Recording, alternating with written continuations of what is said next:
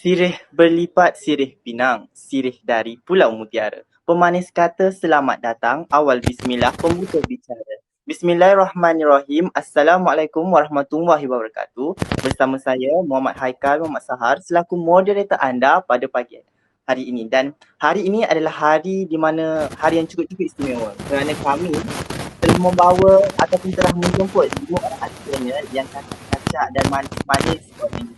Dan tanpa kita melengahkan masa, mari kita berkenalan dengan mereka, iaitu ahli panel yang pertama, kita ada saudara Amir Haidir, kita juga ada saudara Ahmad Baktiar, Amel anak tua, Alif Naim dan juga saudara Izzuddin Irfan. Saya harap semua ahli panel kita dalam keadaan baik dan sihat belaka ya, insya-Allah. Tajuk yang kita ingin kupas pada hari ini adalah kesedaran mahasiswa terhadap peranan media sosial dalam mempromosi hubungan etnik, dan saya dan 5 ahli panel kita akan mengupas perkara ini dengan mendalam dan dengan teliti.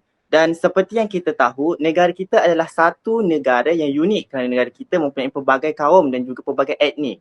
Dan sebelum kita pergi dengan lebih mendalam, saya ingin bertanya kepada saudara Amir Haidir, apakah maksud sebenar etnik itu sendiri? Okey, terima kasih. Assalamualaikum dan selamat pagi semua. Terima kasih kerana berjemput saya untuk hadir ke forum pada pagi ini, iaitu forum yang berkaitan dengan kesedaran mahasiswa UiTM terhadap peranan media sosial mempromosikan hubungan etnik.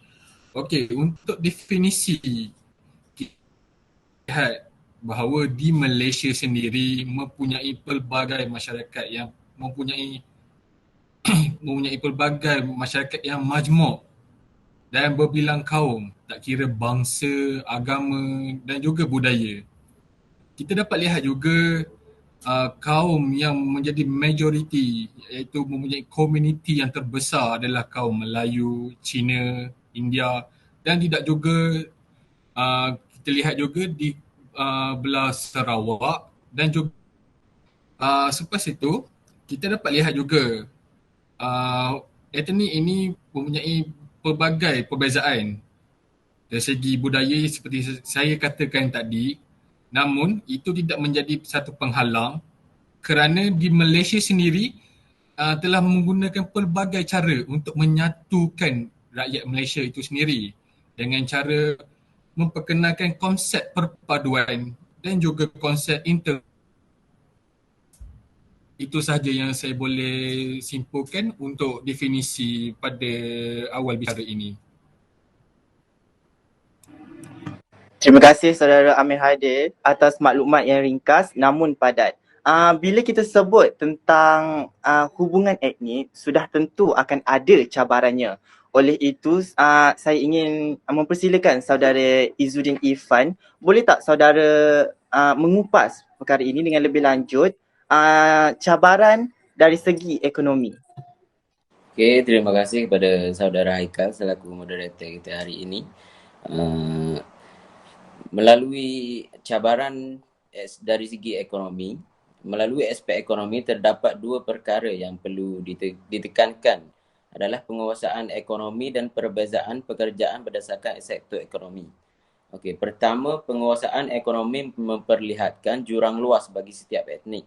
Majoriti kaum Melayu menguasai sektor pertanian yang memerlukan banyak tenaga dan sumber manusia serta teknologi rendah. Bagi kaum Cina yang umumnya menguasai sektor yang lebih maju seperti perniagaan, perdagangan dan menggunakan teknologi moden. Manakala kaum India pula banyak terlibat dengan perladangan di estet getah dan kelapa sawit. Kenyataan ini sudah membolehkan kita membuatkan satu kesimpulan, iaitu terdapatnya jurang pendapatan yang begitu ketara dan tidak seimbang dalam ekonomi negara kita.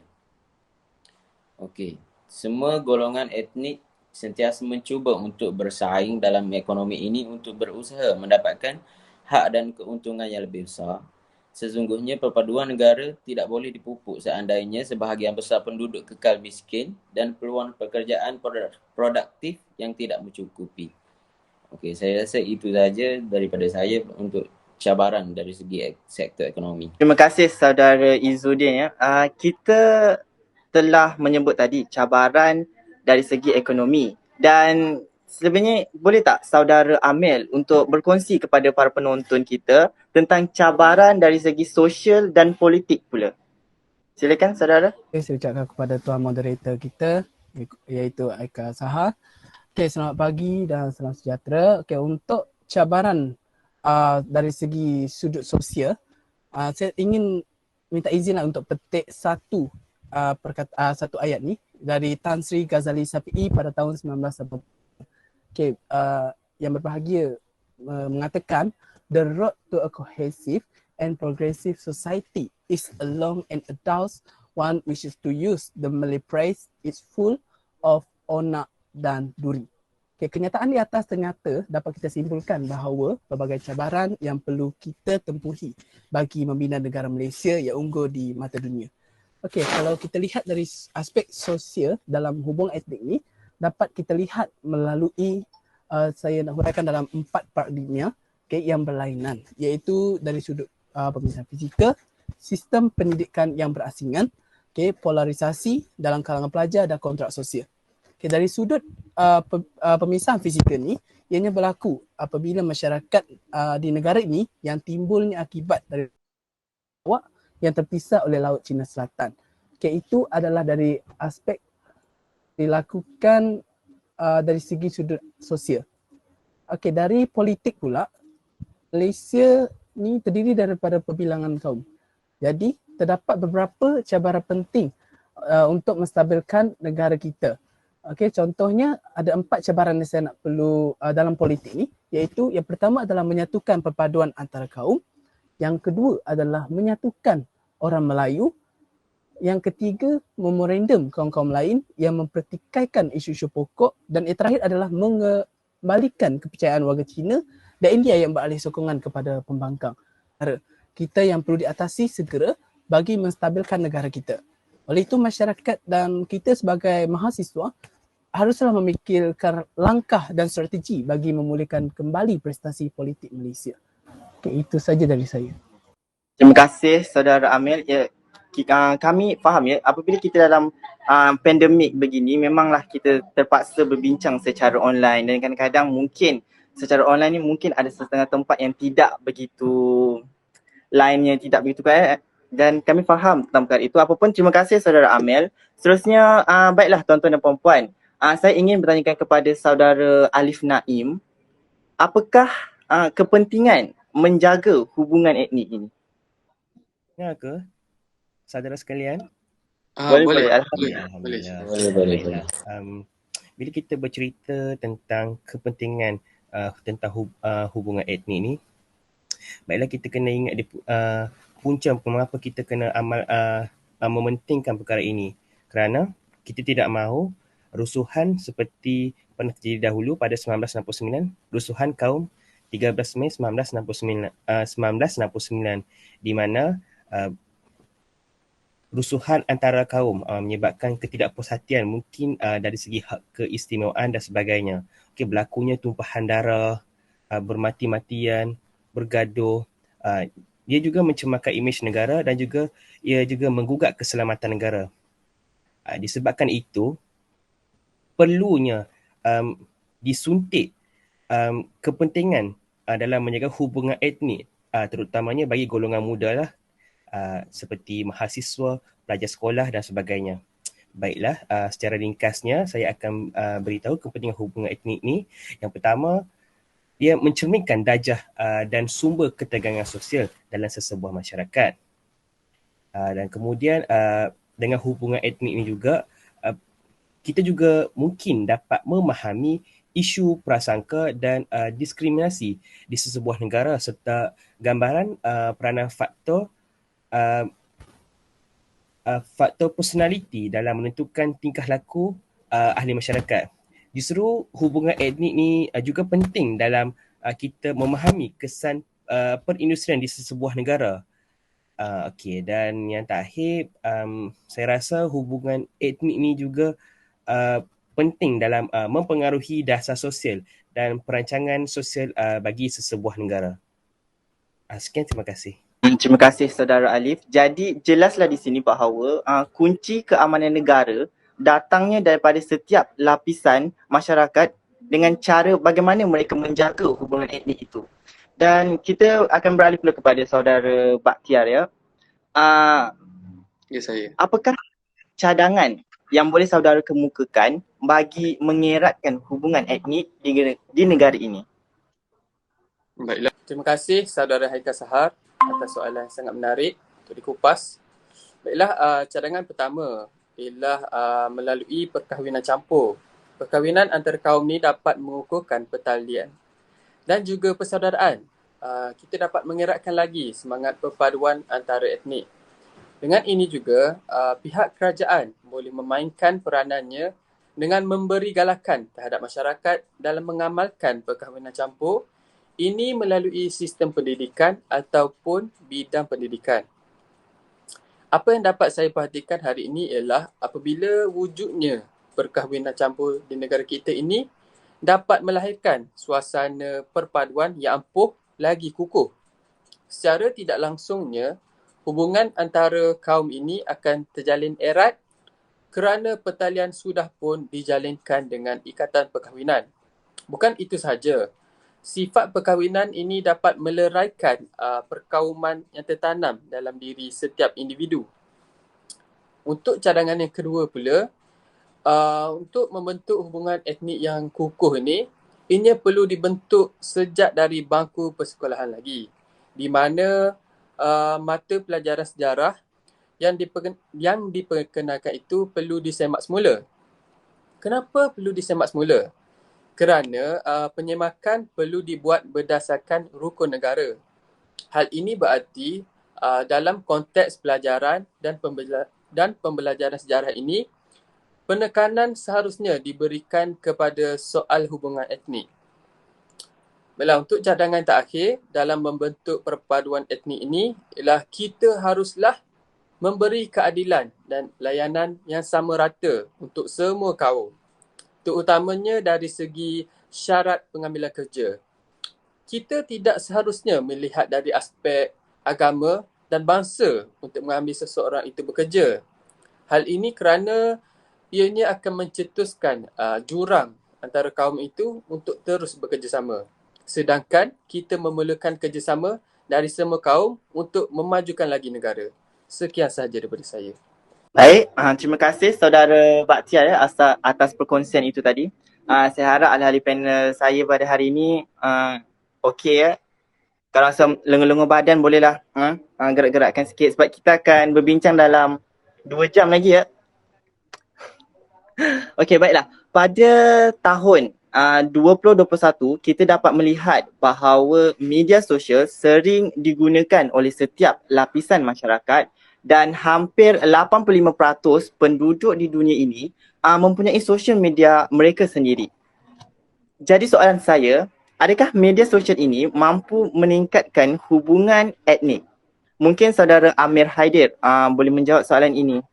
Silakan saudara. Okey, terima kasih untuk soalan yang pertama di Ajuran Budaya. Okey, kita dapat juga lihat dengan penggunaan media sosial ini di Malaysia sendiri. Yang Puan Moderator menyatakan sebentar tadi, seramai 89 ke 85 tadi, maafkan saya, 85% tak silap saya, rakyat Malaysia menggunakan media sosial. Kita dapat lihat juga dengan cara mempromosikan budaya dalam media sosial ini, kita dapat memberi gambaran kepada masyarakat luar yang negara Malaysia merupakan negara yang sangat harmoni walaupun terdapat pelbagai kaum. Kita dapat merayakan hari kebangsaan bersama, kita dapat merayakan hari Pride. Dan itu telah menunjukkan kita ni sebenarnya adalah sebuah keluarga. Dan dengan penggunaan media sosial ini, kita dapat meningkatkan hubungan etnik. Dan jika tanya pendapat saya sangat bersetuju bahawa media sosial ini sangat memainkan peranan dalam meningkatkan hubungan etnik. Walaupun terdapat beberapa masyarakat yang sangat negatif dan berkelakuan rasis, tapi sebenarnya rakyat Malaysia ini lebih kepada menyukakan satu perpaduan yang sangat kukuh. Macam saya katakan tadi, rakyat di Malaysia menganggap semua bangsa di sini adalah satu keluarga. Okey, itu saja yang saya boleh jawab untuk soalan yang pertama ini. Baik, terima kasih saudara Amir Haidir. Saya setuju ya dengan pendapat saudara Amir Haidir. Seterusnya, mahasiswa. Bila kita sebut pasal mahasiswa, mahasiswa ini merupakan satu golongan manusia yang mempunyai rata-rata intelek yang baik. Dan saya pasti ahli panel kita pada hari ini semuanya adalah golongan mahasiswa yang bijaksana. Jadi saudara Amir, sejauh manakah kesedaran mahasiswa tentang peranan mereka dalam media sosial bagi mempromosi hubungan etnik itu sendiri? Okey, sejauh manakah? Okey, poin dia dekat sini kita nak tahu peranan mahasiswa itu sebenar dalam media sosial. Okey, jadi kita kena lihat dari sudut perkembangan teknologi ICT kita pada masa kini dan juga ianya amat memainkan peranan dalam konteks hubungan etnik untuk menyumbang bagi kewujudan kesepaduan sosial kita. Okey, dalam perkembangan ICT ni kita boleh lihat bahawa mahasiswa menggunakan penggunaan internet tu secara meluas.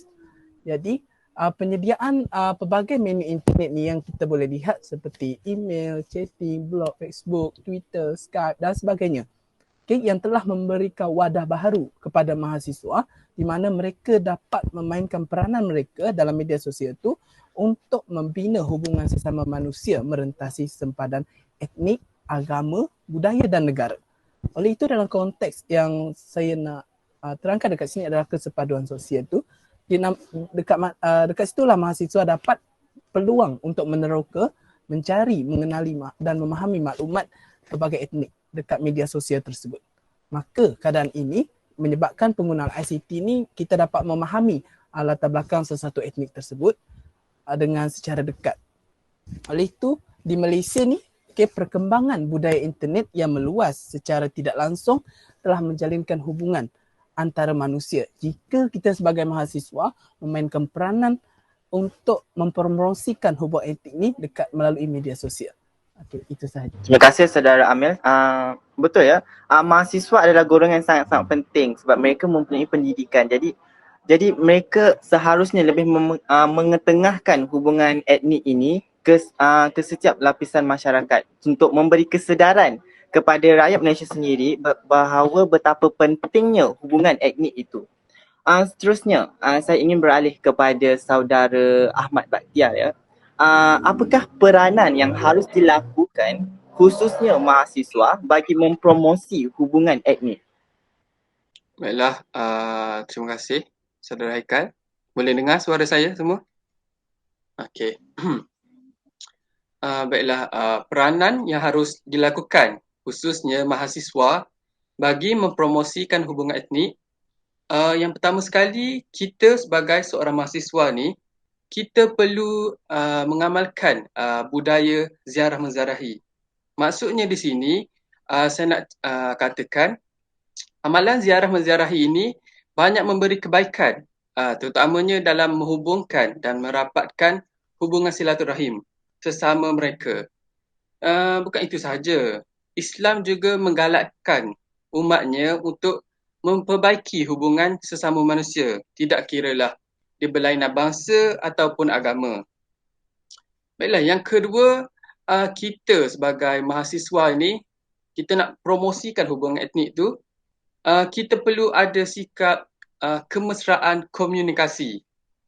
Maksudnya, kita sebagai seorang mahasiswa, kita perlu menggunakan bahasa yang baik dan juga bersopan santun kerana ia adalah satu asas dalam menghasilkan komunikasi yang baik antara sesama bangsa ataupun bangsa yang lain.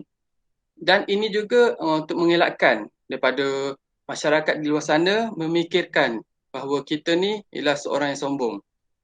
Dan yang ketiga ialah kita perlulah mengambil berat. Mengambil berat ini kita perlu ada sifat prihatin dan mengambil berat terhadap keadaan sekeliling yang berlaku. Kita perlu ada sikap mengambil berat ini bagi menangani masalah jurang antara etnik tersebut. Dan yang terakhir, saya rasa inilah kita sebagai seorang mahasiswa ni kita perlu hormat menghormati. Kita perlu hormat menghormati antara satu sama lain walaupun berlainan pegangan agama, budaya dan juga pandangan. Sekian sahaja daripada saya. Terima kasih saudara Baktiar atas perkongsian maklumat itu tadi. Soalan terakhir dan soalan ini saya petik daripada kalangan penonton kita pada hari ini dan soalan tersebut berbunyi, apakah tindakan yang seharusnya dilakukan oleh mahasiswa sekiranya terdapat beberapa perkara ataupun hamba Allah ini menyiarkan sesuatu yang tidak elok di media sosial yang mungkin mereka menyebut sebagai isu perkauman seperti rasis misalnya. Dan saudara Alif boleh menjawab soalan ini? Pengerusi majlis Muhammad Eka Saha. Baiklah. Baiklah, bagi menjawab soalan ini, saya akan jawab secara ringkas sajalah. Baik, sebagai seorang mahasiswa, apa yang boleh dilakukan ialah yang pertama, kita lihat daripada sudut media sosial. Okey, rata-rata saya rasa boleh kata mungkin bukan kesemualah, kebanyakan mahasiswa mesti ada lebih daripada satu media sosial, betul kan? Jadi kalau ini bagi pendapat saya lah, apa yang pendapat daripada apa yang saya pernah lakukan, rata-rata mahasiswa kita ni mempunyai akaun TikTok. Okay? Dalam TikTok ni kadang-kadang selalulah kita boleh lihat ada post video mungkin tentang isu perkauman, isu ketidakpuashatian terhadap kaum-kaum ini kan. Apa yang kita boleh buat sebagai mahasiswa ialah kita boleh stitch video tu dalam bahasa yang bermula, kita duet dengan video tu, kita balas balik video dia tu. Okay, kita mungkin boleh jelaskan kepada dia tentang